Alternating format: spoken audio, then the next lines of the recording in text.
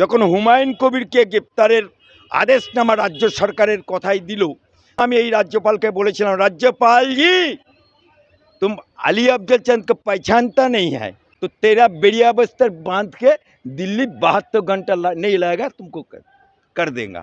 ये बेड़िया बिस्तर बेঁধে ওকে নিজে ইস্তফা দিয়ে দিল, কারণ রাজ্যপাল appointed by the central government. এক মানুষ খুন হচ্ছে, রাজ্যপাল চুপ করে বসে আছে, আর ওই রাজ্যপাল আমার বাংলায় চাই, তাই সেই ইস্তফা দিয়েছে। বাংলার মানুষের জান বেঁচেছে। লোকসভা নির্বাচনের ঠিক আগেই রাজ্যপালের পদ থেকে ইস্তফা দিলেন সিভি আনন্দ বোস। তার জায়গায় বসতে চলেছেন প্রাক্তন আইপিএস আর.এন. রবি। কি বলবেন এই রাজ্যপালের যে পদত্যাগ? দেখুন, এই রাজ্যপাল আপনারা হয়তো জানেন না,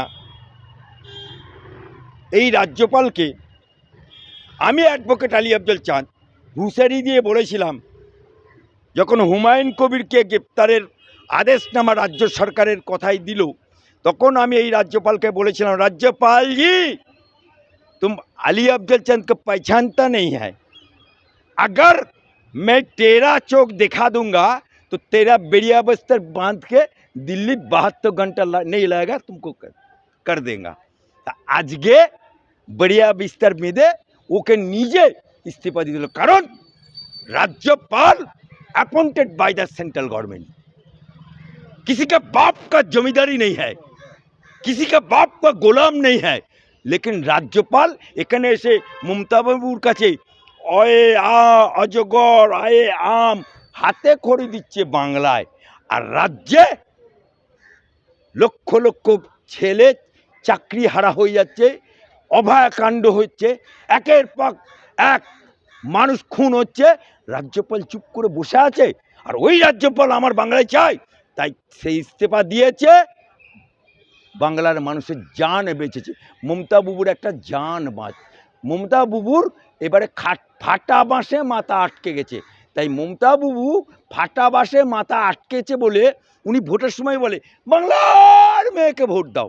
উনি নিজে বলে, আমি মমতা বাবুকে জিজ্ঞেস করছি, বাংলার মেয়েকে ভোট দাও, তাহলে রাজীব কুমার সে কোনসা বাঙালি, কোন কালীঘাটে জন্মেছে, বাংলায় কোন ঘরে জন্মেছে?